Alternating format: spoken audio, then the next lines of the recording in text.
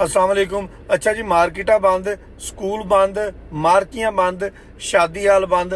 हुकूमत ने सोचना शुरू कर दिता वा कि सारियां चीज़ां बंद करके ना मिनी लॉकडाउन टाइप जी है ना कोई चीज़ नाफज की जाए ताकि तेल की बचत की जा सके। हुकूमत ने 3 दिन जो ईद वाले सी ना ये अदादो शुमार सारे कड्ढे आ जिहदे पता लगा वा कि साडी आवाम अन्नेवाह तेल फूकदी पई आ।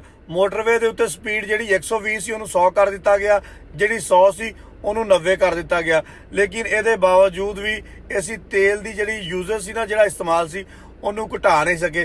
लिहाजा हम फैसला हुकूमत ये करन जा रही है कि तलीमी अदारे जोड़े है ना उन्होंने मजीद 12 तारीख तक यानी कि अगले महीने की 12 तारीख तक उन्होंने बंद कर दिता जाए। जी मोटरवेज ने इन्हों के उपर स्पीड जी उन्होंने होर घट कर दिता जाए तो बाकी मार्केटां जड़ियां वा रात को पूरे 10 बजे बंद कर देन और इन्हों के उपर सख्ती की जाए क्योंकि हुण विआहां शादियों का सीजन है वा, अन्नेवाह विआह हो रहे ते मार्कियां दे विच धड़ा धड़ रश पिया होया वा। इधरों लोग आ रहे, इधरों जा रहे, जनरेटर चल रहे ते मध्य मार 4:30 सारा कुछ चली जा रहा। हुकूमत ने यह भी फैसला किया वा कि 10 बजे तो बाद कोई शादी हाल जिहड़ा वो नहीं चलेगा। इस तो बाद घरां दे विच जिहड़े विआह हुंदे सीगे लोकी हुण मार्कियां तो हट के घरां दे वल शिफ्ट हो रहे आ। मार्कियां नूं बंद तां 10 बजे कर दिता जाएगा, घरां दा की इलाज किया जाएगा। घरां दे विच भी जिहड़े शादी हाल या जिहड़े कोई उन्होंने तंबू कनाता लाए होणगे ना उन्हां दे उपर भी पाबंदी लगा दी गई है कि 10 बजे वो भी सारा कुछ बंद हो जाएगा।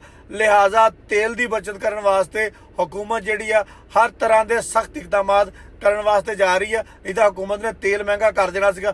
आवाम की सहूलत वास्ते जी हुकूमत है वो तेल तो महंगा नहीं कर रही। हुकूमत कुछ इस तरह के सख्त इकदाम करने वास्ते जा रही है जिससे तेल की बचत की जा सकती है। लिहाजा हुकूमत का यह कहना वा कि जेडे भी हुकूमती इकदाम करती है हुकूमत आने वाले वक्त के हुकूमत का साथ दिओ ताकि तेल की बचत की जा सके क्योंकि ईरान की, इसराइल की, अमरीका की जी जंग है ना वो खित्ते वाल फैलती जा रही है। जिन्नी देर तक वो राह जो बंद किया ना समुद्र वाला जिहदे तेल लंघ के सारे मुल्कों के जाता वा जिहदी वजह नाल तेल की कीमत उपर जा रही वो नहीं खुलता उन्नी देर तक हुकूमत सख्त तो सख्त इकदाम कर सकती है। लिहाजा तेल की बचत करो तो हुकूमत का साथ दिओ। बहुत शुक्रिया।